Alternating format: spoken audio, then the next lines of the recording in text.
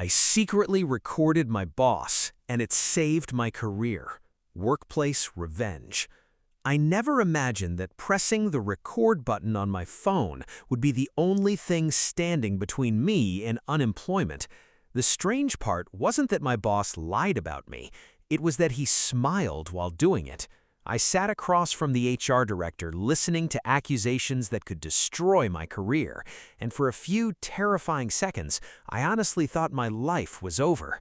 Then, I quietly reached into my pocket, placed my phone on the conference table, and said, "Before anyone makes a decision, I think you should hear this."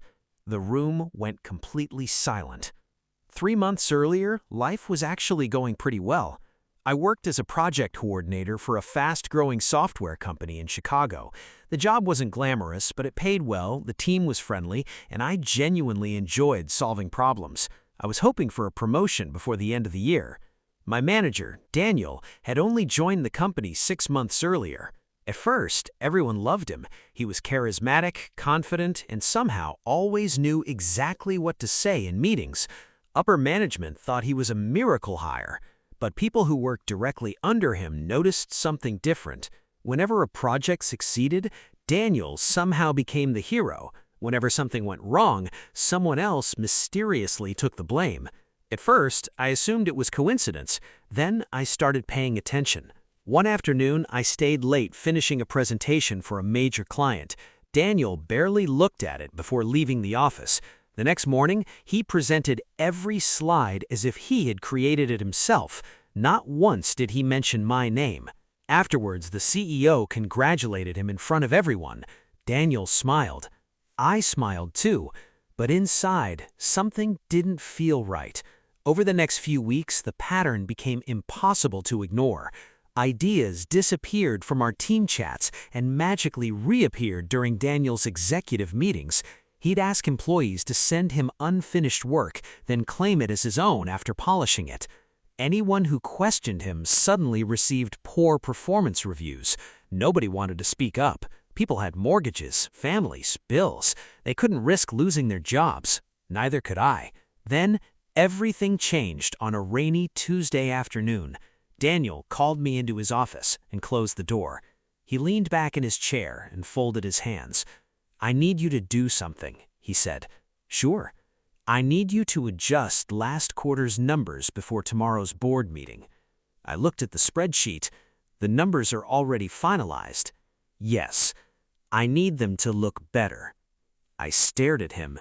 "You mean change the actual results?" "They're projections now." "No, they're financial reports." His smile disappeared. "Don't be difficult." I told him I wasn't comfortable doing that. He stood up and walked toward the window. Then he quietly said something I'll never forget. "If these numbers don't improve, someone is going to take the fall." I left his office with my stomach in knots. That night, I barely slept. The next morning, I decided to protect myself, not because I planned revenge, because something told me I might need proof. From then on, whenever Daniel asked to meet privately, I quietly started the voice recorder on my phone before walking into his office. I lived in a one-party consent state, so recording conversations I was part of was legal.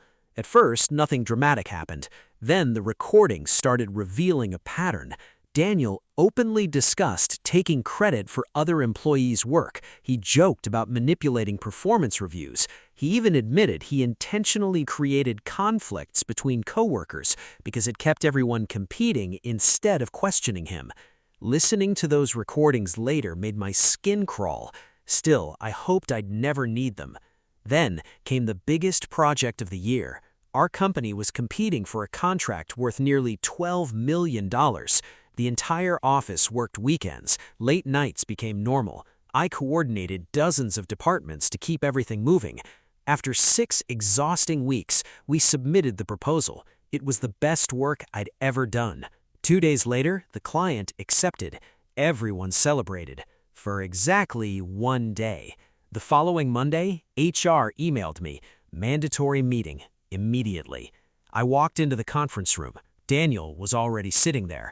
So were HR and 2 executives. Nobody smiled. The HR director opened a folder. "We've received serious allegations regarding your conduct." I blinked. "What conduct?" She continued reading. "According to Daniel, I had altered financial documents without authorization. I had ignored management instructions. I had attempted to sabotage the client proposal." For a second, I couldn't even breathe. Every accusation matched the exact things Daniel had asked me to do, except now he claimed I'd acted alone. I looked directly at Daniel. He wouldn't meet my eyes. Instead, he sighed dramatically. "I tried to mentor him," Daniel said. "I really did." That's when I understood. He wasn't protecting himself anymore. He was sacrificing me. The executives looked disappointed. HR looked sympathetic. Nobody knew the truth. Yet, I asked one question. "May I respond before you make a decision?" The HR director nodded. I slowly placed my phone on the table. "I've been recording my meetings with Daniel." Everyone froze. Daniel laughed. "Seriously?" I pressed play. His own voice filled the room. "I need the numbers to look better." Another recording. "If things go wrong, someone has to take the fall." Another. "I'll present your work. Executives only care who's talking." Another. "If employees compete with each other, they never notice management." The room became painfully quiet. Daniel's face lost all color. Nobody interrupted the recordings. Nobody needed to. His own words were destroying him. When the final recording ended, the HR director simply looked at Daniel. "Is there anything you'd like to explain?" For the first time since I'd met him, Daniel had absolutely nothing to say. The meeting ended without another question.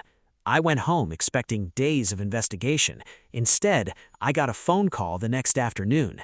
Daniel had been placed on administrative leave. The company launched a full internal review. What they found shocked everyone.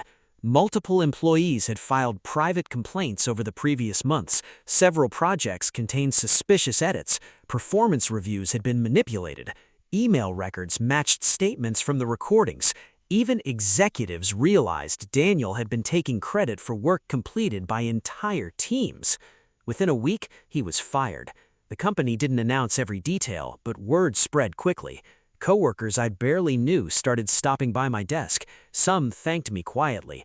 Others admitted they'd experienced the same manipulation, but were too afraid to speak up. One woman told me she'd almost quit because Daniel convinced her she wasn't good enough. Hearing that made me realize the recordings hadn't just saved my career, they'd protected everyone else's too.